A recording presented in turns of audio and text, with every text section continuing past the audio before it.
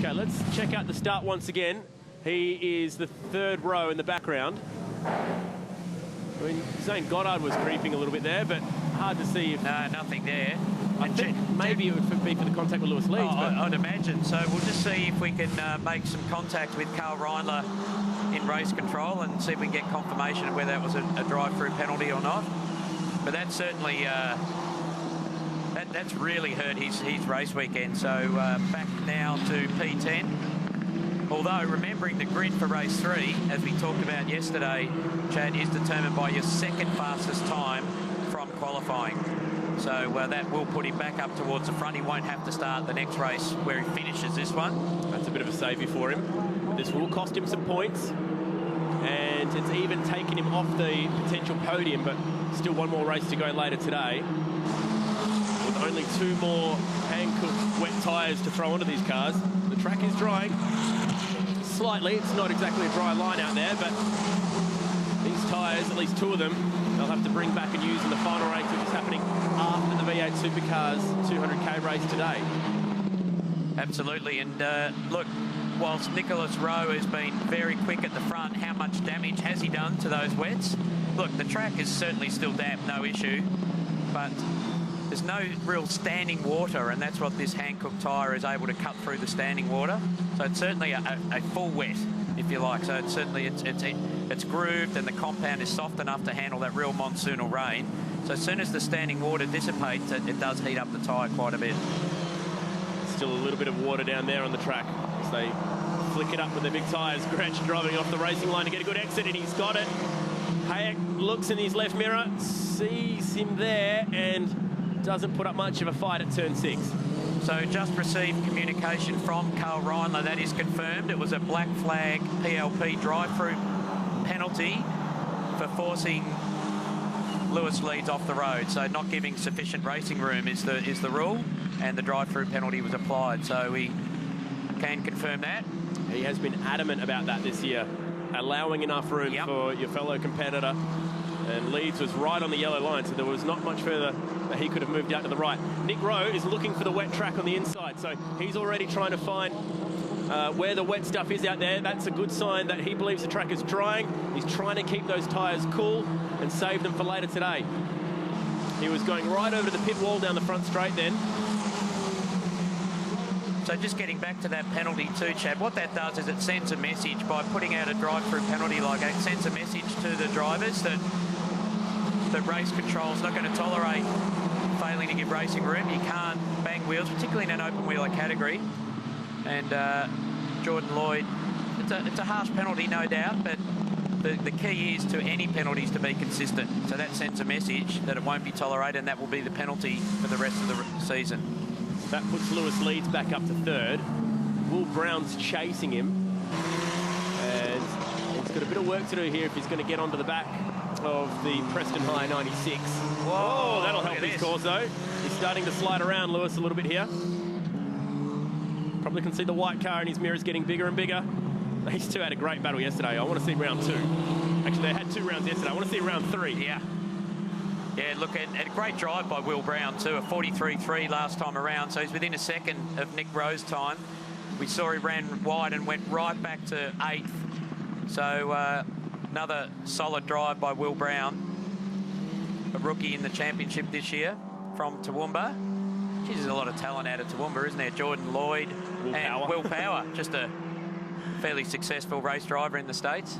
Let's hear from Kylie in the pits down with BRM. Yes, I've got the team boss, Mark Rundle. Not the sight you want to see, seeing your championship leader come through pit lane. No, it's not really ideal. I'm never really a fan of drive-through penalties in races, but look, that's the way it is. We'll run with it, and hopefully Jordan can make some spots back up. Yeah, you do have a few other drivers out there that are doing okay. Who have you got your eye on now? We do. Look, Zane and Harry are doing well. Just hopefully they can make some spots up. There's still a bit of time left in this race, so... Thanks so much. Cheers. Bit disappointed, I would have thought, by just by the tone of Mark Rundle there. He said he's not a big fan of drive-through penalties. Well, the thing is, with racing incidents or any incident, that they can review them after the race, but it is obviously you can't reverse a drive-through. Let's have a look at it again. So there, watch the key is, does he move over? See that move there to the right? So The idea is you stay in a straight line, and you can't move over on the other car once there's overlap. So let's have a look if Lewis Leeds moves. And he's right out over the yellow line. So there's two ways that could have been reviewed post-race. If there's enough evidence in race control by the onboard footage, by the marshals, and by the external TV footage that we're watching at home, if the stewards are comfortable, it's clear-cut, they hand the penalty down, and that's what they did in that occasion.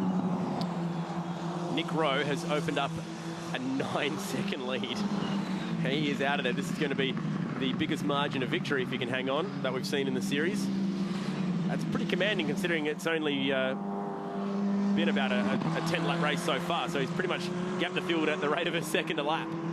Which is sensationalism. I mean, that is in an absolutely identical formula. Same car, same tyre, same engine. That's very impressive. What he probably needs to do now is actually start to back off, because there's every chance he'll need some of these wet weather tyres to run another 15 laps at 4 o'clock today, and it could well be wet. So I'd be trying to just not heat them up too much, find as much standing water as you can to cool them off, so he's still strong for race 3. That's right with Lewis Leeds. Oh, just a little bit of feedback through the steering wheel as he goes flat in 6th gear, even in these conditions. Confident enough in the aero and the tyres to keep it flat through turn 1, 3rd gear, and sliding around turn 2, get the power down, do his short shift. No, we're going to stay in 3rd, and this goes to show you how busy these young men are. It's amazing, the car control. I mean, we're looking at a 15-year-old here that they developed through karting, and it just goes to show that whatever they do in the future, driving one of these cars on a slippery track like this in the wet, I mean, look how controlled he is. It's going to put them in great stead for whether they go to Europe or potentially forge a career in V8 supercars. 4th gear was his friend there for a while. He's definitely trying to keep it in a higher gear to limit the amount of wheel spin he gets. This is tricky here. It's off camber. Oh, 4th gear. Look at the car control. Back to 2nd. Got to be careful not to lock the rear brakes here. Well, bit of a moment. You get the feeling we're looking over the shoulder of a real bright star. From Melbourne, part of a 2-car operation of Dream Motorsport. His teammates up the road ahead of him.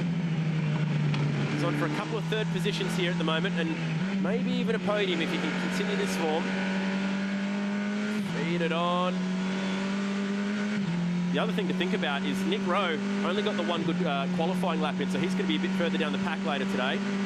This could be the last lap coming up shortly. We've just ticked over 9:08 a.m., which is our time certain finish, so there will be 1 or 2 laps here. Will Brown is still pushing to catch Lewis Leeds. He's chasing, isn't he? He really is chasing hard, Will Brown. He wants that 3rd position. He wanted to come out of this round with a podium result. Unfortunately, that spin in race 1. And it's great. There's a rivalry now, Lloyd and Randall. And you'd say Lewis Leeds, Will Brown. They're having their own little rivalry. They were fine after that. They said, oh, it was a racing incident. They joked about it and talked about it, and that's sensational. Thomas Randall's been given the bad sportsmanship flag for exceeding track limits. So as Leeds has a big slide and off he goes. Oh, no, he's going to get that sign. No, he doesn't. So we've had 1 3rd place for Leeds, and it looks like 1 3rd place now for Will Brown if he can hang on. The pressure was there, and he finally succumbed to it.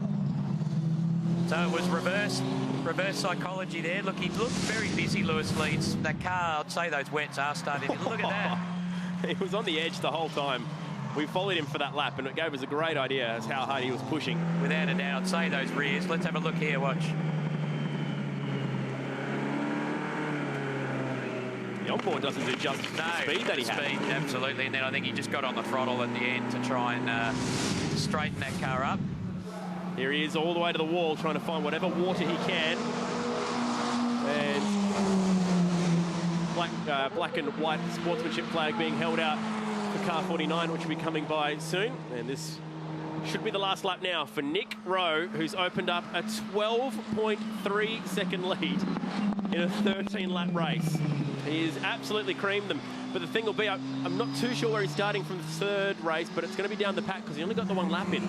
Yeah. The AGI guys forgot to put the clips in the wheels when they put them on the slick tyres in the pit stop, which meant that he had to come back in because it could have been a penalty for the whole team.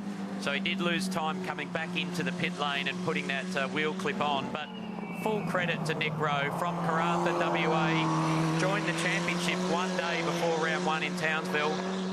Walked the streets of Karratha to get enough sponsorship to continue racing in the F4 Championship. Competed in Kuala Lumpur in Formula Masters, the Asian series, and now trying to focus on F4 and just trying to procure the budget. And this will go a long way to showing that he's got the talent to take it up to the front level of Australian Formula 4.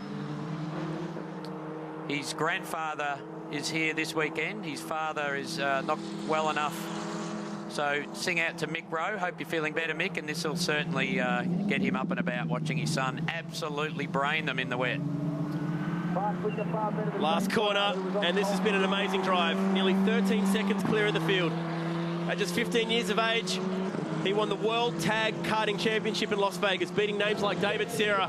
And now with a front row start, it's Nick Rowe in the rain, proving that Speedway has given him an advantage in dodgy conditions. He has absolutely smashed them.